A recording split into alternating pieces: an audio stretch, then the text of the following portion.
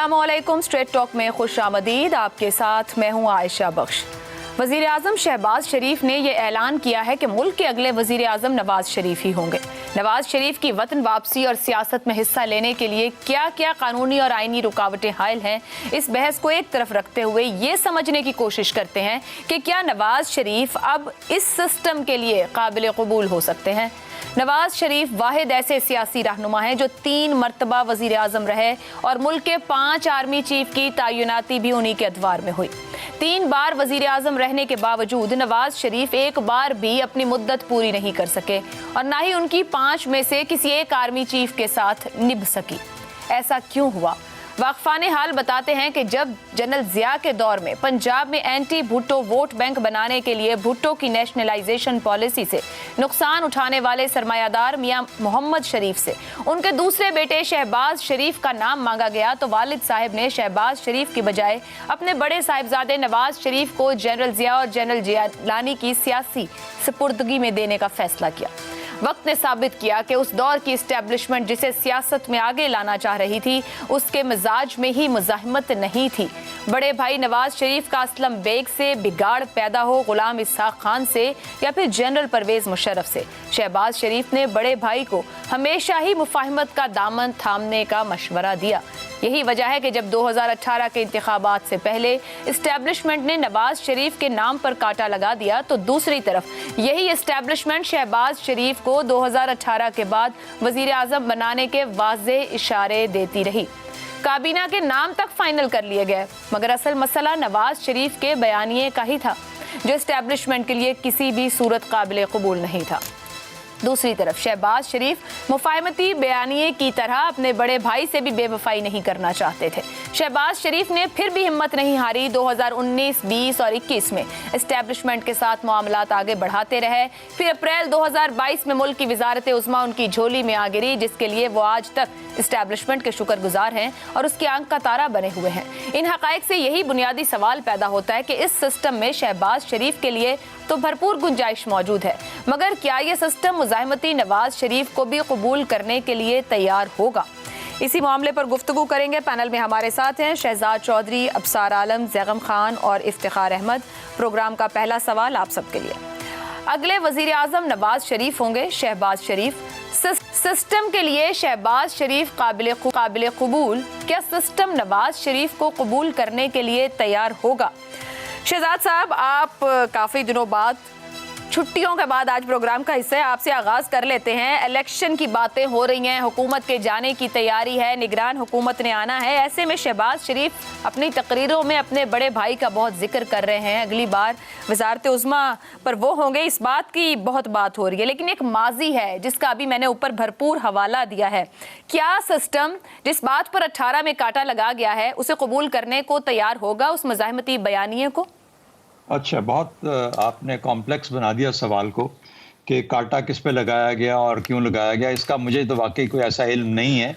हम जो कि शवाहिद हैं उसकी बुनियाद पे अपनी एक नैरेटिव बिल्ड कर सकते हैं, एक कहानी बना सकते हैं। वो इसी तरह की एक कहानी जो कि आजकल एक और पार्टी के जो चेयरमैन हैं वो लेके चल रहे हैं कि कांटा लगा हुआ, किसी और के कांटे पे बात हो जाती है। असल में अल्फाज का चुनाव जो है ना वो बहुत ही अहम होता है। जब आप अल्फाज का चुनाव इस तरह करते हैं तो आप जो भी एक फैलेसी है, जो भी एक नैरेटिव है, सच्चा है, झूठा है, दरमियाना है, उसको रीइंफोर्स करते हैं।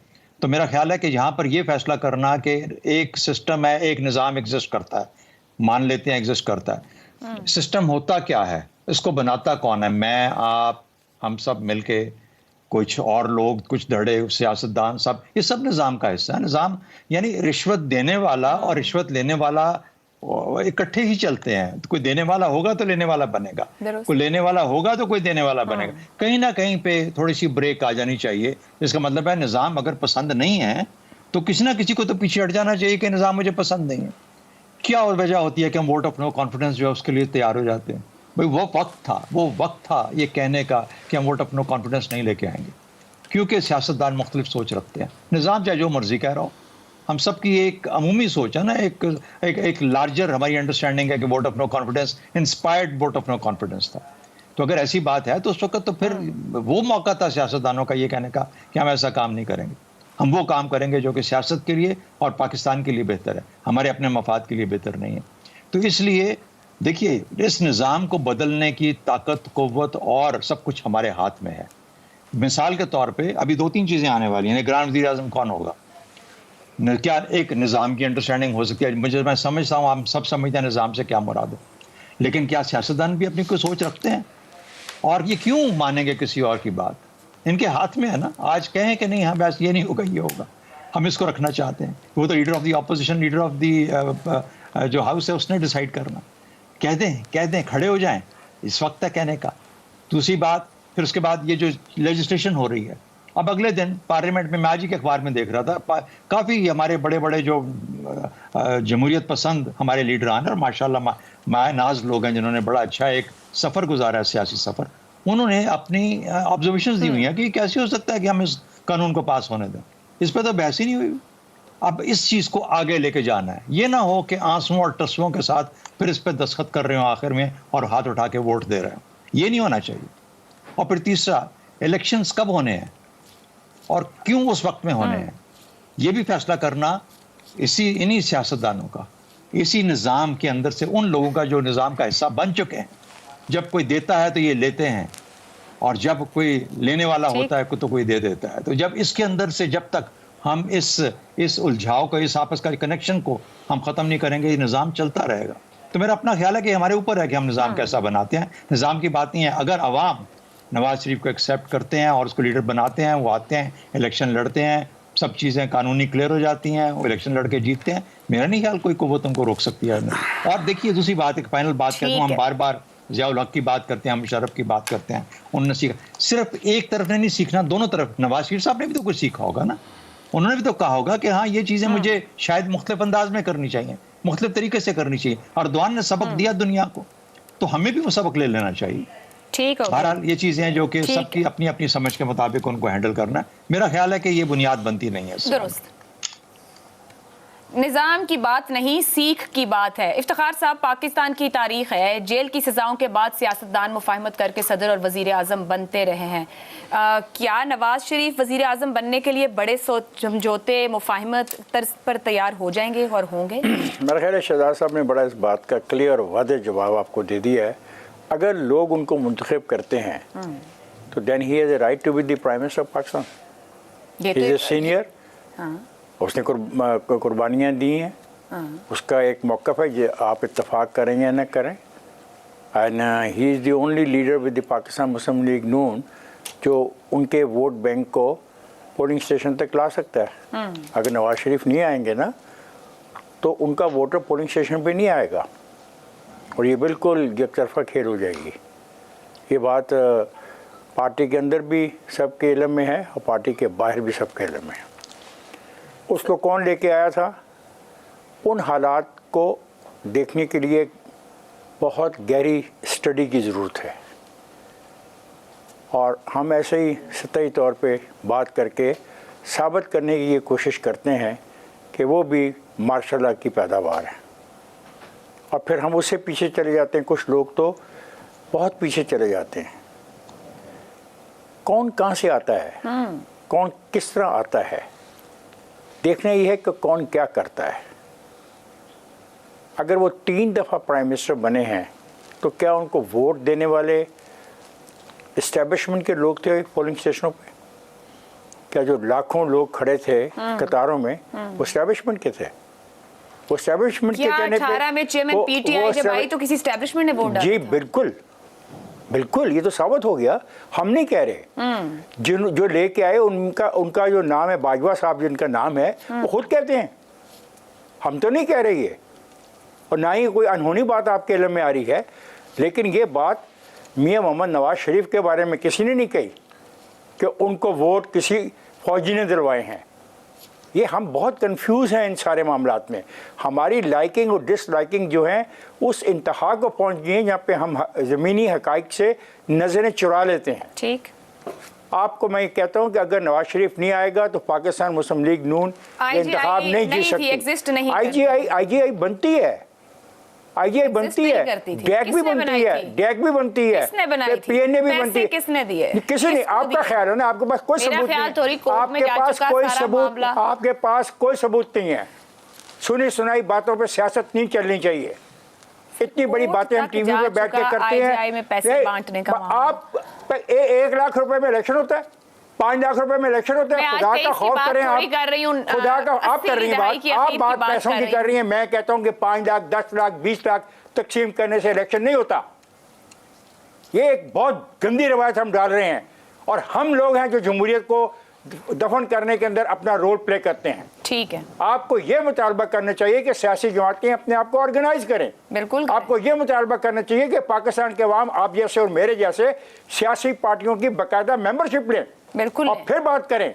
ना हम सियासी पार्टियों की मेंबरशिप लेते हैं, ना हम किसी नजरिए को ओन करते हैं, ना सियासी पार्टियां यूनियन काउंसिल के लेवल पे जाके अपने आप को ऑर्गेनाइज करती हैं, और जो भी एक पॉपुलर लीडर है हम उसके साथ कह देते हैं तो उस काबिल ही नहीं। ठीक हो गया। वैलिड सवाल है, जब सियासी जमातें ऑर्गेनाइज ही नहीं करती, जब सियासी जमातों के पास नजरिया ही नहीं, तो फिर अवाम कैसे इत्तेमाद कर सकती है? जैगम साहब, मैं आपकी तरफ आऊंगी। अवाम इत्तेमाद करती है तो पोलिंग स्टेशनों के बाहर खड़ी होती है ना भाई। बिल्कुल ठीक कह रहे हैं, पोलिंग स्टेशनों के बाहर अवाम इत्तेमाद करके खड़ी होती है। वही अवाम चीख रही है पिछले 1.5 साल से भी और 4 साल से। राइट है, वोट देना भी उसका राइट है, बिल्कुल ठीक कह रहे हैं। जैगम साहब, यहाँ पर बात हुई है निजाम की, निजाम मैटर करता है या नहीं? क्या आने वाले सियासतदानों का सियासत में तरीकाकार मुख्तलिफ रहा और सीख क्या है? और फिर मेरे उस सवाल पर आ जाएगा मुख्तसर कमेंट करते हुए कि क्या सीखा गया होगा, क्या सिस्टम कबूल करेगा उस मुजाहिमत को चौथी बार के लिए?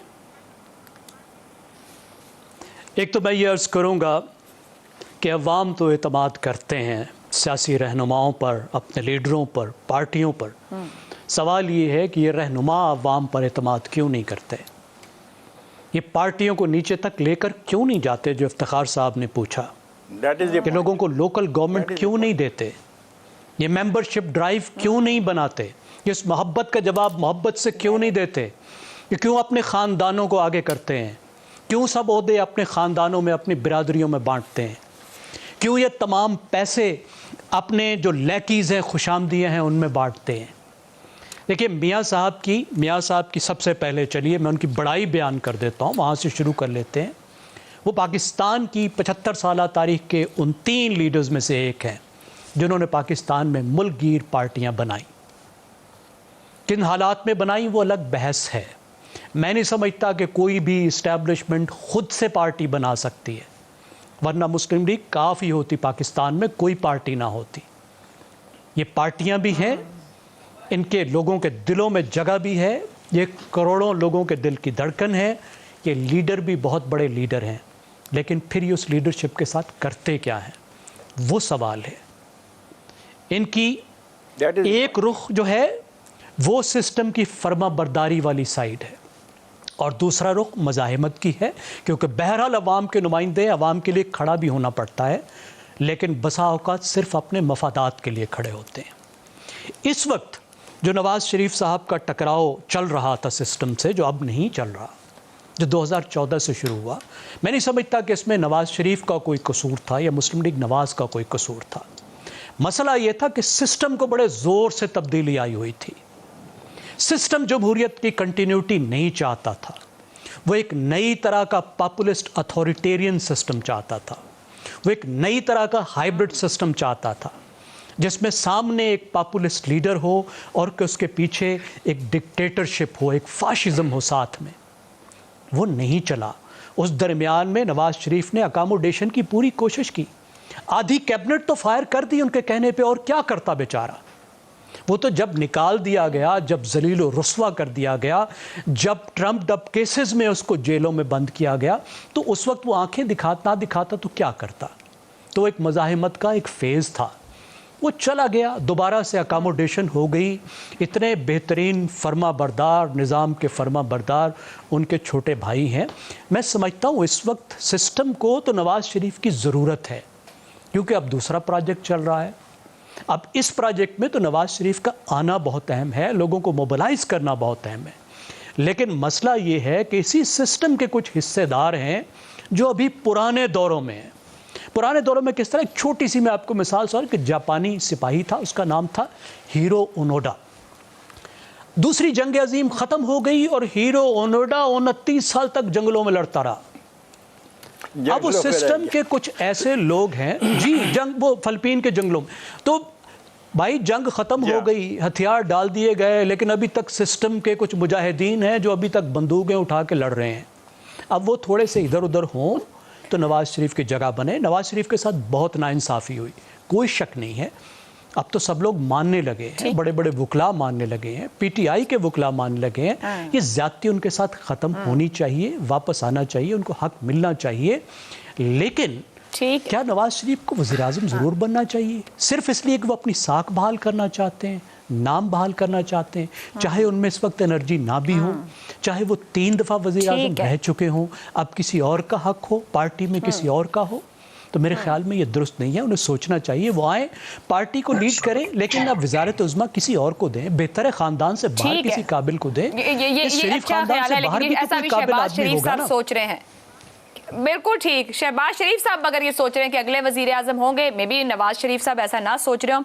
अब सर साहब, सिस्टम की फर्मा बरदारी से सिस्टम से मुजाहमत तक, अभी जो तीनों पैनलिस्ट ने बात की वो कहते हैं अगर वोट है तो बिल्कुल वो बन सकते हैं और बन जाएंगे, और क्या फिर सिस्टम को नवाज शरीफ की जरूरत है, जो जैगम साहब ने बात की, कमेंट कीजिएगा। आयशा, मुझे थोड़ा सा टाइम पता नहीं आप दे सकेंगी कि नहीं दे सकेंगी। 23 मिनट तो हो गए प्रोग्राम को शुरू हुए और आपने ब्रेक पे जाना है, लेकिन अगर आप जो माफ़ी मांग कर कथा कलामी करती हैं कम से कम वो ना करें तो मैं अपनी बात थोड़ी सी कर लूँ, क्योंकि आपने माजी का भरपूर हवाला दिया है। मैं उस भरपूर हवाले को मैं पूरा हवाला करना चाहता हूँ, क्योंकि आपने वो जो भी भरपूर हवाला दिया ना वो पूरा नहीं था बदकिस्मती से। निज़ाम क्या है निज़ाम? पहले तो ये हम डिस्कस कर लें, जो हमारे आइन के मुताबिक तो पार्लियामेंट है, जुडिशरी है, एग्जेक्टिव है और टू सम एक्सटेंट मीडिया है। इस निज़ाम ने क्या किया है?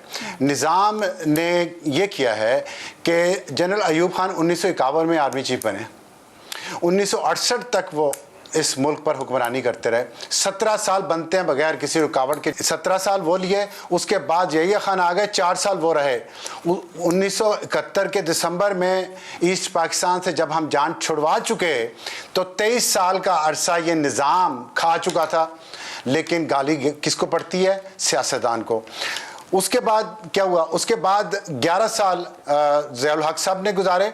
असल में एक साहब आए तो वो इतना उनको शौक था एक्सटेंशन का कि नवाज शरीफ ने उनके जाने से 3 महीने पहले अगले आर्मी चीफ का अनाउंस किया ताकि वो चले जाएं।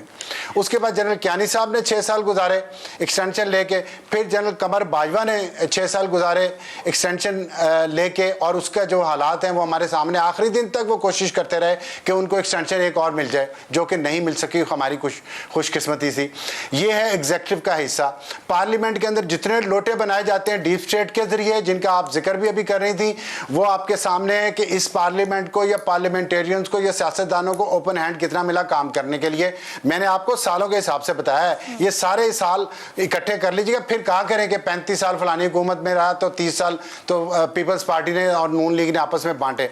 इसके बाद आगे आप पार्लियामेंट एग्जेक्टिव का मैंने आपको बता दिया। अब आ जाए मीडिया की तरफ, जुडिशरी की तरफ। इफ्तिखार अहमद साहब का मैं मशकूर और एहसानमंद हूँ कि उन्होंने अपने इंटरव्यू में जस्टिस नसीम हसन शाह जो चीफ जस्टिस ऑफ पाकिस्तान से उनसे उगलवाया कि जुल्फ़िकार अली भुट्टो को फांसी मैंने दबाव के तहत दी। कोई बाज़मीर ये शख्स ये इकरार करके साथ ये भी कहता रहा कि जजों पे दबाव होता है, वो अपने ज़मीर के मुताबिक नहीं फैसले करते, उन्हें अपनी नौकरी प्यारी होती है। कम से कम अगर जापान का कोई जज ऐसे होता तो खुदकुशी कर लेता, लेकिन नहीं की। उन्होंने अपने दामाद को सिफारशी जज लगवाया, उस दामाद ने चीफ जस्टिस बन के एक और वज़ीर आज़म को निकाल दिया। ये आपकी जुडिशरी का रोल है। पार्लियामेंट का रोल मैंने आपको बता दिया, एग्जेक्टिव का बता दिया। मीडिया का आप सुन लें कि मुसलसल जो आपके DGIS है ज़हीरुल इस्लाम साहब उस दिन तकरीर फरमा रहे थे, मैं क्लिप सुन रहा था। हमने फैसला किया, हम तो एक तो ये मुगल एम्पायर के जो सरकर्दा रहनुमा थे, हमने फैसला किया कि हम इमरान खान को लेके आएंगे। जब DGIS बने तो एक कंपनी थी यहाँ पे, वहाँ अपने भाई को लगवा दिया और DTH उनके जरिए लाइसेंस खरीदा जो आज तक नहीं निकला, उसके बाद वाले DGIS है और उसके बाद वाले DGIS है, तीनों माल बना के गए हैं 7 अरब रुपया। ले जाए मुझे कोर्ट में, मैं इल्जाम लगा रहा हूं उन पे। आज तक DTH नहीं आ सका, क्यों नहीं आ सका? किधर गए वो पैसे? ये निजाम था वो जिसमें लेके आए थे इमरान खान को, उस इमरान खान को जिसने पलट के उनके घर में घुस के आग लगा दी। और आज आप कह रहे निजाम, मैं जिस निजाम को जानता हूं वो निजाम जमहूरी था जिससे ये मुल्क बना और हम अवाम ने बनाया, अवाम ने कुर्बानियां दी। जितने हम बैठे हुए हैं इस वक्त टीवी स्क्रीन पे, हर एक के घर वालों में से किसी न किसी ने कुर्बानी दी हुई है इस मुल्क को बनाने के लिए, सिविलियंस ने। नहीं ठहरे एक मिनट, एक बात आखिरी मैं कहना चाहता हूं। आपने और फिर हुआ क्या हमारे साथ? हमारे आइन में लिखा है कि किसने हुकूमत करनी है, अच्छी करे बुरी करे, हम अवाम जाने वो जाने, वोटरों की कतारें जाने वो जाने। ये चंद एक सर फिरे जो अपने भाइयों को नौकरियों पे लगवानी होती है, जिन्होंने वो फैसला करते हैं कि कौन हुक्मरान हमारा बनेगा कौन नहीं बनेगा, क्यों? और आपने एक फिक्रा कहा कि नवाज शरीफ की किसी से बनी नहीं है। ये जो हम मीडिया वाले लोगों के जहनों में ड्रिल करते हैं ना चीजें, ये रह जाती हैं। सच बताना चाहिए लोगों को कि किसी आर्मी चीफ की किसी वज़ीर आज़म से नहीं बनी। क्या जुल्फ़िकार भुट्टो से बनी किसी आर्मी चीफ की? जुनेजो से बनी? बेनज़ीर भुट्टो से बनी? जमाली से बनी? नहीं ठीक नहीं है, बताएं। जमाली से बनी, उसके बाद गिलानी आया उससे बनी, शौकत अजीज से बनी। आपका वैलिड पॉइंट है, इसीलिए मैंने सवाल सिस्टम को लेकर रखा था कि सिस्टम के साथ जब नहीं बन रही तो क्या ये सिस्टम कबूल कर लेगा? ये love and hate relationship Nawaz Sharif Imran Khan से बनी कैसे असरअंदाज होगा? फैसला आने वाले दिन करेंगे। अब साथ लेनी है, ब्रेक के बाद मजीद गुफ्तगू। प्रोग्राम में एक बार फिर खुशामदीद। विफाकी हुकूमत ने मेंबराने असेंबली की तरक्याती स्कीमों के लिए 51 अरब रुपए के बजट की मंजूरी दी है। इत्तेहादी जमातों से ताल्लुक रखने वाले मेंबराने असेंबली के लिए पंजाब में 26.4 अरब, सिंध में 9.3 अरब, KPK के लिए 9 अरब और बलोचिस्तान के हुकूमती मेंबरान के लिए 2.6 अरब रुपए की स्कीमों की मंजूरी दे दी गई है। इंतखाबात से ऐन पहले इस तरह की बंदरबांट करके इत्तेहादी हुकूमत ने कोई नया रिकॉर्ड तो नहीं बनाया, मगर एक मामले में इस इत्तेहादी हुकूमत ने वाकई एक तरह का रिकॉर्ड कायम कर दिया है। वजारत खजाना के रूल्स के मुताबिक पहली सहमाही में सालाना बजट का सिर्फ 15% खर्च किया जा सकता है, लेकिन इत्तेहादी हुकूमत ने एक माह के अंदर ही करीबन 56% बजट खर्च करने की मंजूरी दे दी है। कौमी असेंबली की तहलील में अब सिर्फ 17 दिन का वक्त रह गया है। ऐसे में ये बात जानना मुश्किल नहीं कि इत्तेहादी जमातों के मेंबरान को अरबों रुपए अपने इलाकों में तरक्याती कामों के लिए नहीं बल्कि इंतखाबात में थाने कचहरी की सियासत, मुख्तलिफ बरादरियों में असर रसूख रखने वालों की खरीदो फरोख्त, गरीब तबकात से ताल्लुक रखने वाले अफराद के वोट खरीदने के लिए दिए जा रहे हैं। 2018 के इंतखाबात में इंतखाबी कानून में यह हद रखी गई थी कि कौमी असेंबली का एक उम्मीदवार 40 लाख और सूबाई असेंबली का उम्मीदवार 20 लाख रुपए तक के अखराजात कर सकता है, मगर पाकिस्तान का शायद ही कोई ऐसा हल्का हो जहां पर किसी उम्मीदवार ने इतने ही अखराजात करके इलेक्शन जीता हो। 2018 के इंतखाबात से पहले उस वक्त की सुप्रीम कोर्ट ने इलेक्शन से पहले तरक्याती फंड्स देने पर एतराज़ भी उठाया था, मगर क्या ये एतराज़ सिर्फ इंतखाबात से पहले ही होना चाहिए? तरक्याती कामों के नाम पर MNAs और MPAs को दी जाने वाली रकम को इसलिए रिश्वत कहा जा सकता है कि किसी इलाके के तरक्याती काम किसी MNA या MPA का काम ही नहीं है, बल्कि बल्दियाती नुमाइंदों का काम है।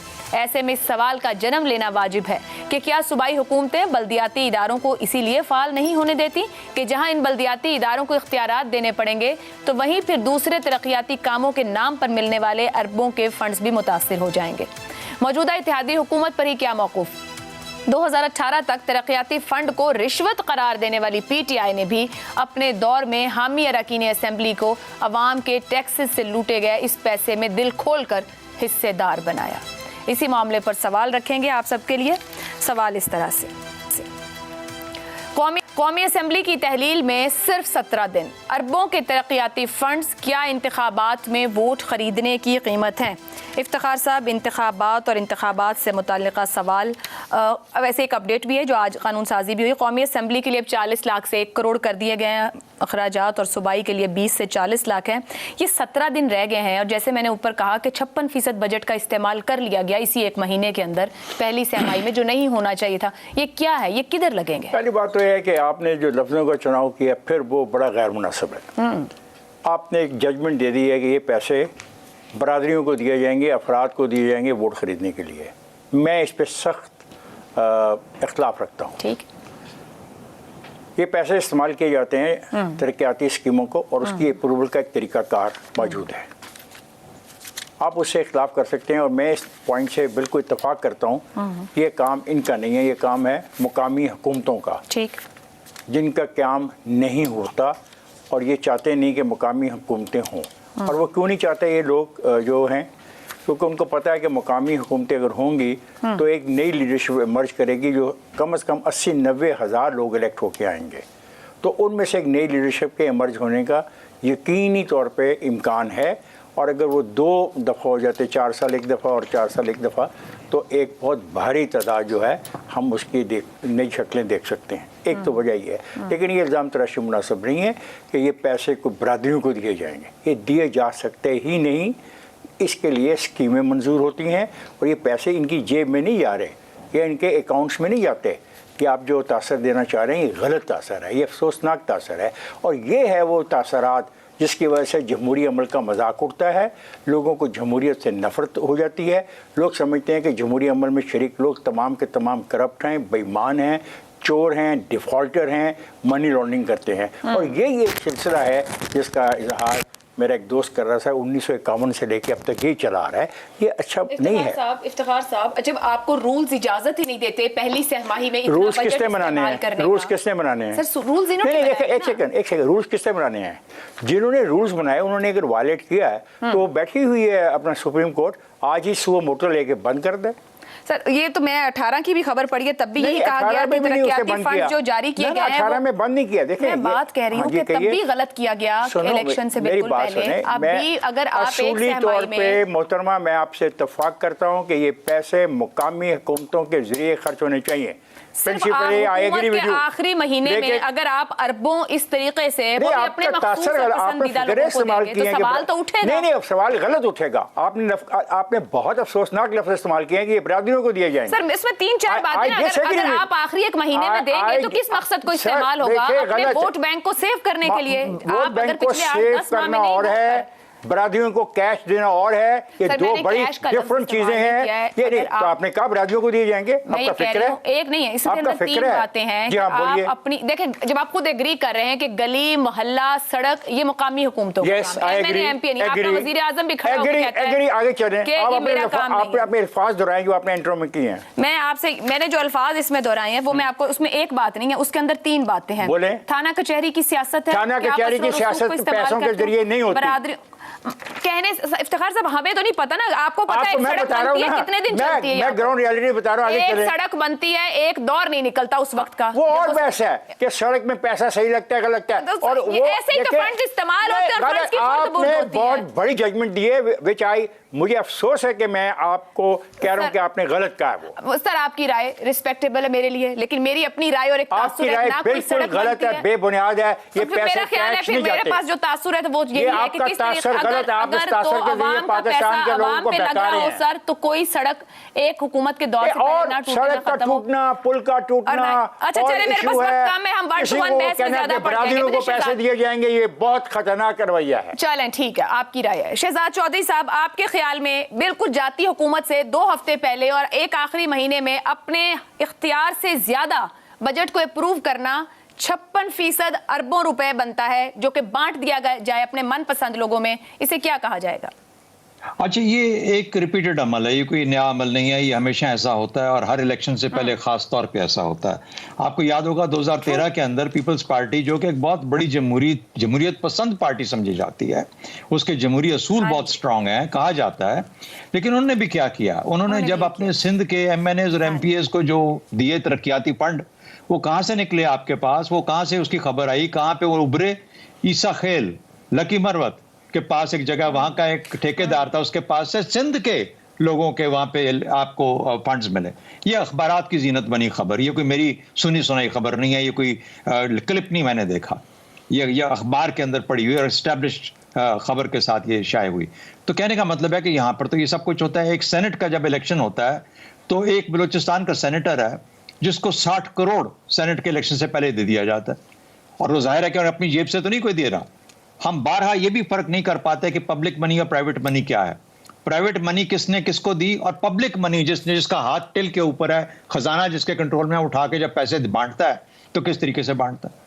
और फिर तीसरी बात, जब हम किसी निगरान वज़ीर-ए-आज़म का जिक्र करते हैं और ख़ास तौर पे किसी का जिक्र करते हैं, तो एक ऐसे आदमी का, अल्लाह करे कि वो जब बने, या अगर वो बने और उनकी अगर किस्मत में है, ज़रूर बनना चाहिए और बड़े काबिल हों, क्योंकि इलेक्शंस करवाने हैं उन्होंने, लेकिन वो एक एक पैसा बहुत सोच समझ के खर्च करेंगे और इस तरीके से इस पैसे को इस्तेमाल नहीं करेंगे कि सियासी मफादात जिनसे हासिल किए जाए। बहुत बात होती है निज़ाम की कि निज़ाम जो है वो क्या होना चाहिए। असल में निज़ाम किरदार और साख का बनना चाहिए। अगर किरदार का निज़ाम बनेगा और उससे साख डेवलप होगी, तो किरदार और साख का जो ताल्लुक है, वो जो निज़ाम बनाएगा वो सबसे बेहतरीन और अव्वलीन निज़ाम होगा। किसकी किससे बनती है इसको छोड़ दीजिए, पाकिस्तान के अवाम से बनाइए, पाकिस्तान से बनाइए।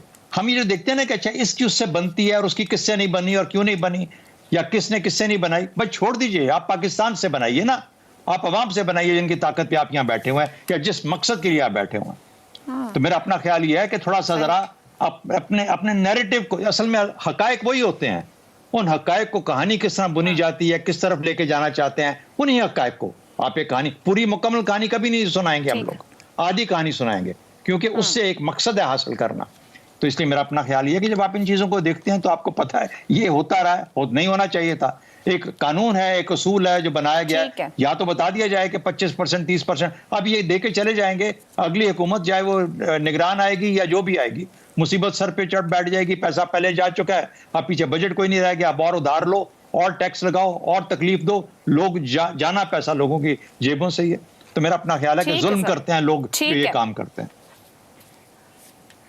अफसार साहब, 320 दिन के लिए बमुश्किल 44% बजट छोड़ा गया हो और अभी 17 दिन के अंदर आपने बजट का 56% इस्तेमाल कर लिया। ऑलरेडी इलेक्शन कमीशन की जानिब से पंजाब केपी के निगरान हुकूमतों को नोटिस जा चुके, सवाल उठ चुका, ये मुंतखब हुकूमत की तरफ से जाते हुए इस तरह अरबों के फंड्स को यूं बांटना दुरुस्त है?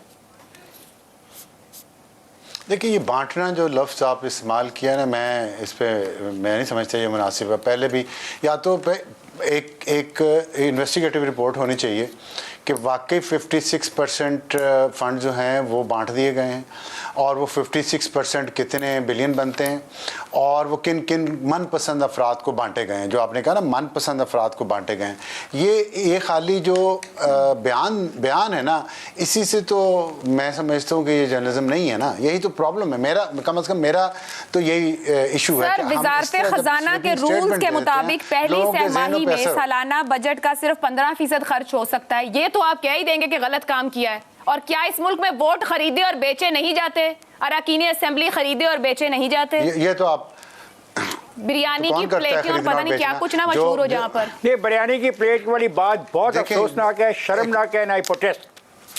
आई प्रोटेस्ट होने कि आप लोग वोटर्स के बारे में ये कहते हैं बिरयानी की प्लेट पे बिकता है। गलत कह रहे हैं आप, गलत कह रहे हैं, ऊपर पैसा लगाते हैं, बिल्कुल गलत कह रहे हैं। लाखों करोड़ों लोग आके खड़े होते हैं कतारों में और वोट देते हैं, अब वो बिरयानी की प्लेटों में ले आते हैं। अब साहब बात मुकम्मल कर लें। जी आयशा, ये देखिए, बिरयानी की प्लेट वाली बात मेरे जहन में बड़ी देर से थी, लेकिन मैं ये एग्जांपल देना नहीं चाहता था क्योंकि एक शर्मनाक शख्स ने ये बात की थी जिसका नाम था जनरल कमर जावेद बाजवा, जो खुद करप्ट है। उसने करप्शन की और वो उस वक्त लोगों को खरीद रहा था जिस वक्त हमें ताने दे रहा है ना। उसने अपने घर के, सरकारी घर के साथ वाले घर पे कब्जा किया आर्मी हाउस के पास और उस पर डबल साइज का घर बनवाया इस बुनियाद पे कि 3 साल तो मेरी एक्सटेंशन के, मैं आर्मी चीफ रहा हूँ, 3 साल मेरी ओरिजिनल एक्सटेंशन। इस तरह की करप्शन पे तो आप लोगों ने, हमने कभी बोला नहीं। और वो कमर बाजवा लोगों को, साफियों को बैठा के कह रहा था बिरयानी की प्लेट पे लोग वोट बेचते हैं। लोग क्यों बेचते हैं? क्योंकि इस तरह की जो अशराफिया है ना, जो लोगों को इस मजबूर कर देती है कि वो बिरयानी की प्लेट पे अपने वोट बेचें। क्यों 16 कनाल का घर चाहिए था कमर जावेद बाजवा को? बताए ना, जिसने बिरयानी की प्लेट पे कहा वो बताए। उसके बेटे ने जो दुबई में कंपनी बनाई है वो पैसा कहां से आया उसके पास? देना इधर लाके लोगों को, फिर मैं देखता हूँ बिरयानी की प्लेट पे बेचता कौन है। पहले इस कौम को लूटते हैं सारे खानदान, बमाए खानदान मिलके, उसके ससुर ने, उसके बच्चों ने, उसके रिश्तेदारों ने कितना खाया। मैंने अभी आपको डीटीएच की एग्जांपल दी है। उसका ब्रदर इन लॉ भी उसी कंपनी में था। जाए करें ना इन्वेस्टिगेशन, कोई कर सकता है कितने अरब खाए हैं। आवाम को आसान है ये ताना देना बिरयानी की प्लेट का क्योंकि गरीब है। नहीं, मेरा सवाल का तो जवाब आपने लिया ही नहीं है। मैं ये कह रहा हूं कि ये इन्वेस्टिगेटिव रिपोर्ट होनी चाहिए। आपने कहा रूल्स में ये लिखा है कि 15% रूल्स हो सकते हैं। पार्लियामेंट नुमाइंदा है, पार्लियामेंट का जो एक्ट है वो रूल से ऊपर है, नंबर 1। नंबर 2 ये है कि जाके जैसे इफ्तिखार साहब ने कहा सुप्रीम कोर्ट इस पे सुमोटो ले ले, वरना जो पार्लियामेंट ने ये गलत काम किया है अवाम उसको वोट ना दे, ना लेके आए, खत्म बात। लेकिन ये बिरयानी की प्लेट पे एक गरीब आदमी बिरयानी की प्लेट पे बिकता है, और एक कश्मीर किस बुनियाद पे बेच के आए थे बाजवा साहब, जिन्होंने बिरयानी की प्लेट का ताना दिया, वो जवाब देना क्या मिला उन्हें बदले में जो कश्मीर बेचा। आप ये पिताने ना दिया करें आवाम को बिरयानी की प्लेट के। देखिए इन तमाम हकायक के बावजूद सियासतदान उन्हीं के स्टेटमेंट, देखिए ज़ैगम साहब प्लीज। अफसार साहब ने जो हकायक बयान किए उनके तमाम के बावजूद मेरा ये हक है कि मैं अपने मुंतखब नुमाइंदों से हिसाब लूँ, पॉलिसियों का भी, उनके काम का भी, और मेरा जितना हिसाब है वो उनके साथ है। जो मुझ पे मुसल्लत करता है उसके ख़िलाफ़ तो मैं एक जमहूरी जद्दोजहद कर सकता हूँ। हकायक क्या है कि आपने बताया 51 अरब रुपए पार्लियामेंटेरियन की स्कीम के जल्दी से रिलीज़ किए गए हैं, जबकि सिर्फ 2.5 हफ्ते इस हुकूमत की मियाद बाकी है। ये फौरी तौर पर डिप्टी कमिश्नर्स के पास जाएंगे, फौरी तौर पर प्रोजेक्ट में जाएंगे। क्यों? ताकि जिस वक्त तक इलेक्शन कमीशन कंट्रोल ले उस वक्त तक बात ख़त्म हो चुकी हो, ये प्रोजेक्ट शुरू हो चुके हों। मसला कहाँ है? आप किसी इंजीनियर से पूछिए, मैं नहीं बताता कि इसमें कमीशन का क्या रेट होता है। किसी भी इंजीनियर से पूछ लीजिए, होंगे यहाँ बहुत नेक फरिश्ते जो नहीं लेते कमीशन, लेकिन बेशुमार हैं जो लेते हैं कमीशन, और मुझे भी रेट मालूम है। यहाँ सब बड़े बड़े बैठे हुए हैं साफ़ी, सिर्फ एक फ़ोन कॉल की बात है। सीनियर इंजीनियर से पूछे, वो बताएंगे क्या रेट है, पार्लियामेंटेरियन का कितना कमीशन होता है और इंजीनियर का कितना कमीशन होता है। मसला क्या है? पाकिस्तान का सबसे बड़ा मसला है ये पेट्रोनेज का सिस्टम, कि पैसा प्रोजेक्ट वहाँ नहीं जाएगा जहाँ ज़रूरत है, वहाँ जाएगा जहाँ कोई लाडला बैठा है। इसी सिस्टम की वजह से आपने खुद कहा कि लोकल गवर्नमेंट क्यों नहीं बनती। इसलिए नहीं बनती कि लोकल गवर्नमेंट को पैसे चले जाएंगे, लोग मुक्तदर होंगे, यूनियन काउंसिलें खुद इस पैसे को इस्तेमाल कर लेंगी। हमने तो पेट्रोनेज के तहत बांटने हैं, बिल्कुल। हमने तो लाडले एमपीए एमएनए को देने हैं, लाडले वजीर को देने हैं, और फिर आगे उन्होंने क्या करना है। देखिए, जो हमारे तमाम 50% कम अज़ कम कॉन्स्टिट्यूंसीज जो रूरल हैं, सेमी रूरल है, वहाँ पे क्या होता है, वहाँ पे वोट ब्लॉक्स होते हैं। लोग अपने वोट इकट्ठे करके उसके बाद कैंडिडेट से कहते हैं कि ठीक है जी, हमारे पास 300 वोट हैं, आप हमारे लिए क्या करेंगे जी। कैंडिडेट वादा कर सकता है, लेकिन उसकी जेब में अगर पहले ही 20 करोड़ रुपए है, जब पहले ही 20 करोड़ रुपए है, तो वो कहते हैं देखो वो तो तुम्हारे साथ वादा कर रहा है ना, मैं अभी ट्रक भेजता हूं, अभी तुम्हारी सड़क बनेगी, दो आप मुझे वोट। तो ये वोट खरीदने का तरीका है या नहीं? ठीक, पैसा कहां से आया है? पब्लिक मनी है या नहीं? आपने पब्लिक मनी को लीवरेज करके असरअंदाज हुए इलेक्शन पर या नहीं हुए? सब पार्टियां करती हैं, इसका मतलब ये नहीं है कि ये जायज हो गया है। ये बहुत बड़ा हमारा मसला चल रहा है, इसे खत्म होना चाहिए। बड़ा मसला है, मगर हर बार ये कहकर टाल दिया जाता है, कुछ नया नहीं, पहले भी ऐसा होता रहा, ये सब कुछ तो होता ही है। इस हुकूमत ने किया, उसने भी किया, इसका मतलब सब ठीक है। लेकिन बड़ा अहम सवाल है, एमएनए एमपीएस को इस तरह तरक्याती फंड्स देना बहुत बड़ी वजह है कि हमारे यहाँ लोकल गवर्नमेंट ना इफेक्टिव हो पाती है, ना बन पाती है, ना डिलीवर कर पाती है। आज के प्रोग्राम से इतना ही, मुझे इजाजत दीजिए, अल्लाह हाफ़िज़।